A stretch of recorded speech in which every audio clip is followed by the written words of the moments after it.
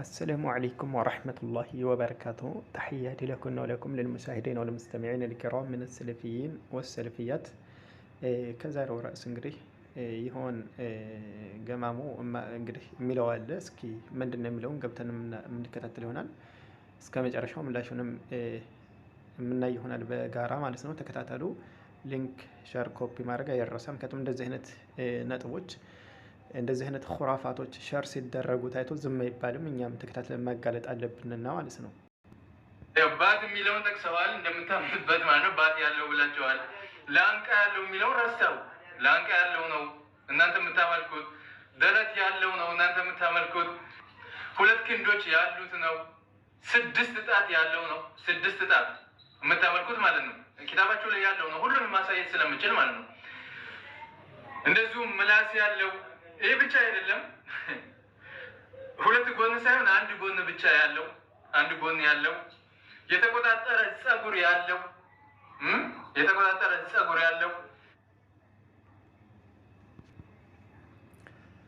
ማለከ ያ አስናን الخنازير والبغال والحمير አንተ የመጋጆች የአሳማዎች የአህዮች ጥርስ ሆይ ማለት ነው። ይህን ያክል ድፍረት አላሁ ሱብሓነሁ ወተዓላ ላይ መዳፈር እዚህ ጋር ተቸው እንዳትሉኝ ሐቂቀተን የሚገባው የሆነ አካል ስለሆነ ነው ማለት ነው እንጂ እንደዚህ አይነት ትችቶችን መሰንዘር ፈልጌ አይደለም። ግን ቀስበን አኒ ነው አስገዳጅ የሆነ ጉዳይ ስለሆነ ነው ማለት ነው። እና ይህን ጉዳይ እየተናገረ ያለው በማን ነው የሚለውን አስተውለው። አላሁ ሱብሓነሁ ወተዓላ ነው እንደዚህ እየገለጸ ያለው ማለት ነው። የሱና ሰዎችን በመተቸት ለአላሁ ሱብሓነሁ ወተዓላ እናንተ ካጸደቃችሁ ሌላ ዝም ያላችሁት አለ። እንግዲህ ለአላሁ ሱብሓነሁ ወተዓላ ምንድነው እጆች እንዳሉት አላሁ ሱብሓነሁ ወተዓላ አይን እንዳለው አስመልክቶ የጸደቁ ባህሪያቶች ቁርአን ላይ የመጡ ስላሉ ከነዚህ እንግዲህ የተለየ ደግሞ ያላጸደቃችሁት አለ እኔ ለሙላላችሁ እያለ ነው። ከዛ ምን አለ? ላንቃ አለው ትላላችሁ፣ ደረት አለው ትላላችሁ፣ የተቆጣጠረ ጸጉር አላሁ ልሙስተዓን ምላስ አለው ትላላችሁ። ይህን አሁን ከሱና ሰዎች ይህን አይነት ቃል የተነፈሳለ። ኢዘን የሱና ሰዎች ምንድን ነው የሚያደርጉት? እዚህ ጋር ለአላሁ ሱብሓነሁ ወተዓላ ቁርአንና ሐዲስ ላይ ጸድቆ የመጣውን ያጸድቃሉ። ቁርአንና ሐዲስ ላይ ደግሞ ተነፊቶ የመጣውን ውድቅ ያደርጋሉ።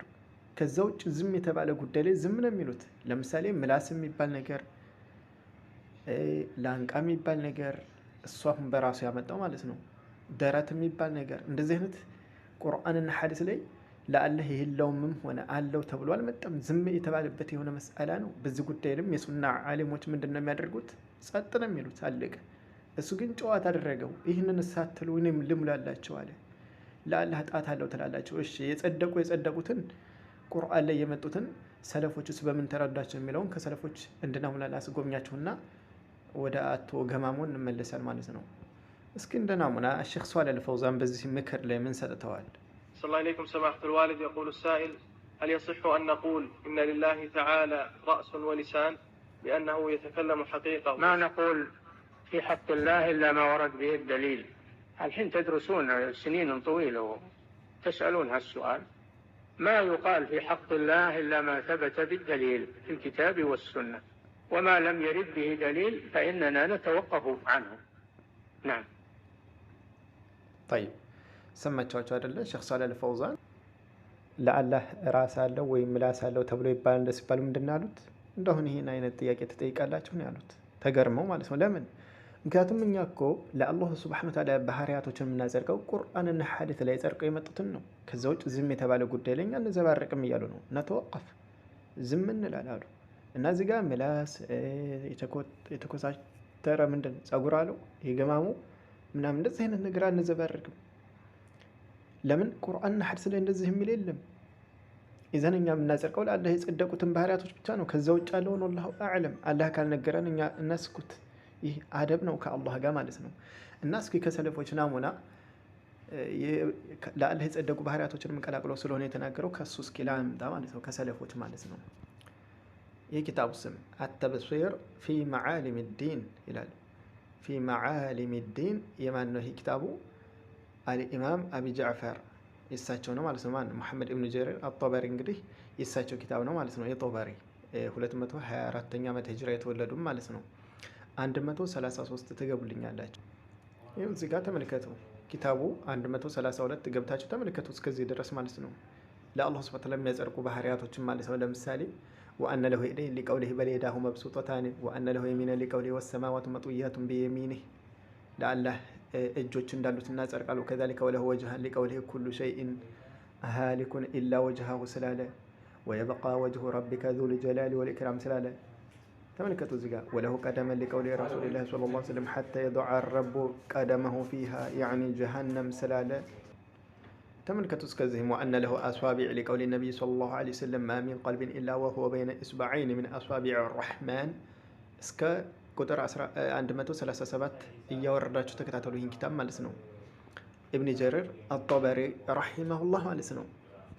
ላኪን እዚህ ጋር እነዚህም ባህሪያቶች ስናጸድቅ ምን አንልም፣ ልክ እንደ ፍጡራኖች ናቸው አንልም። ለምሳሌ የአላሁ ስብሓነሁ ወተዓላን ባህሪ ማለት መሰለን ምሳሌ ልጥቀስላችሁ።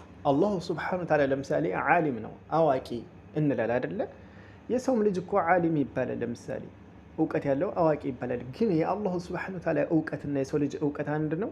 አይ አንድ አይደለም፣ ከአላህ ጋር ይለያያል እንላል። ከዛሊክ እኮ ነው ታዲያ አላሁ ስብሓነሁ ወተዓላ ለምሳሌ እውቀት አለው፣ ግን የሰዎች እውቀት ጋር አይመሳሰልም እንደምንለው ሁሉ ለሱም እጅ አለው ከሰው እጅ ጋር አይመሳሰልም። ለይሰ ከምስሊሂ ሸይኡን ማለት እኮ አላህ ንፋስ መንፈስ ነው ማለት እኮ አይደለም። ምንም የለውም የሚገለጽበት ባህሪ የለውም እኮ ማለት አይደለም። ለአላህ የሚገለጽበት ባህሪ አለው፣ ላኪን የሱ የሚገለጽባቸው ሆኑ ባህሪያቶች ከሰው ጋር አይመሳሰሉም ነው እኮ። ምሳሌ ልጥቀስላችሁ። የሰው ልጅ ፊት አለው፣ የአህያም ፊት አለው። ወጅህ ፊት የሚለው ቃላቱ ይመሳሰላል፣ ላኪን በሐቂቃው ስናያቸው የሁለቱ ፊታቸው ይመሳሰላል? አይመሳሰልም። ይዘን በፍጡሩ እንኳ ይህ ነገር የሚያመች ነው። አንድ ፍጡር የራሱ ባህሪ ኑሮት ከሌላው ጋር የማይመሳሰልበት ማለት ነው። ይዘን አላሁ ስብሓነሁ ወተዓላ እኮ መመሳሰልን ነው እኮ ነፊ ያደረገው እንጂ ሲፋ የለውም እኮ አይደለም ያለው። እሱን የሚመስለው የለም ነው እኮ ያለው። ለምሳሌ እንደው ምሳሌ ልስጣቸው እስኪ። የሆነ በጣም ጥሩን ነገር ስንመለከት ይህን የሚመስል በቃ ዓለም ላይ የለም እንላለን። ለምሳሌ እንደ ቃል አጋኖ ስንጠቀም አንዳንድ ነገራቶችን፣ ግን ያንን አካል ለምሳሌ እሱን የሚመስል ዓለም ላይ የለም ስንል ይህን የምንገልጽ የሆነውን አካል ምንም ባህሪ የለውም ማለት ነው? እንደ መንፈስ ነው እያልን እየገለጽ ነው? ላ ያ ሰውየው የራሱ የሆነ ባህሪ እኮ ይኖረዋል፣ ግን ከሌሎች ጋር ይመሳሰልም ብለን እንደ ቃል አጋኖ የምንጠቀምበት ሁኔታ አለ፣ በፍጡር ራሱ ማለት ነው። ፈከይፈ ቢልኻሊቅ። ኢዘን ፈጣሪ አላሁ ስብሓነሁ ወተዓላ እኔን የሚመስል የለም ነው እንጂ እኮ ያለው ለይሰ ለሁ ሲፋ፣ ለሱ ለአላህ ባህሪ የለውም እኮ አይደለም ያለው። አላህን የሚመስለው የለም በሚገለጽባቸው ባህሪያቶች አላህ ከሌሎች ከፍጡራኖች ጋር አይመሳሰልም ነው እኮ። ኢዘን አይ እጅ የሚለው የሰውም እጅ ያለውና የአላህም እጅ ከተባለ የፍጡር ጋር ይመሳሰላል ካላችሁ፣ ይህማ ከሆነ እውቀትንም በዛው ልቀይሱን ነው። የሰው ልጅ አዋቂ ስለተባለ አላህም አዋቂ መባል የለበትም። ለምን እውቀት የሚለው ይመሳሰላል የሚል ይመጣባቸዋል። አይ እዚህ ጋር እውቀት ልዩነት አለው፣ የአላህ እውቀቱ እኮ ከፍጡር ጋር ይመሳሰልም ካላችሁ፣ አሃ ከዛሊክ በሉ። አላህ ሱብሓነሁ ወተዓላ ለራሱ እጅ አለ፣ ፍጡር ጋር ግን አይመሳሰልም። አለቀ። ይህ ደግሞ እኮ ምንድን ነው ቁርአንና ሐዲስ ላይ ጸድቆ ስለመጣ ሰለፎችም ያጸደቁት የሆነ ጉዳይ ሆኖ እንጂ እኛ በራሳችን ተነስተን ምን የቀጠፍነው እኮ ጉዳይ አይደለም። ከዚህ ሌላ ደግሞ የማይነገሩት ቁርአንና ሐዲስ ላይ ዝም የተባሉት የሆነ ጉዳይ ሲሆን ነው። ላኪን ይህ ማለት ነው ገማማው ምን እያለ ነው? ይህንንም አልጨመራችሁትና ለአላህ እኛ እንጨምርላችሁ እያለን ነው ማለት ነው። ማለከ ያ አስናን አልኸናዚር ወልሐሚር ወልቢጋል፣ አንተ የአሳማዎች የአህዮችና የመጋጃዎች ጥርስ ማለት ነው። ውይይት መቅረብ ከቻልክ በተደጋጋሚ ትክራረው በተደጋጋሚ ጠይቀንሃል። ውይይት መቅረብ ከቻልክ ማለት ነው ዝግጁ ነን። እናንተ ግሩፕ ላይ ሳይሆን ከእናንተም ከኛም የማያዳላ በሆነ ሰው አማካኝነት ግሩፕ ተከፍቶ እንዋይ። ይህን ካሁን በፊት በተደጋጋሚ ቀርቦላቸዋል ማለት ነው። ሐቁ እንዲገለጽም የሚፈልጉ ሰዎች ስላሉ ማለት ነው። ላኪን እንደዚህ ሚዲያ ላይ የወጣህ ደህና ጥርስ እንዳለው ሰው እንትን ገመም እያልክ እንትን የምትለው ጉዳይ ላይ ግን በዚህ ጉዳይ ላይ ዝም አንልህም። አንዳንድ ጊዜ ያው ሙናሰባ ሲኖርም እንደዚህ አይነት ትችቶችን መሰንዘር የሚያስገድድ ጉዳይ ላይ እንገደዳለን ማለት ነው። የአስናን አልኸናዚር ወልሐሚር ወልቢጋል ተሕያት ለኩን ወለኩም ብያለሁ።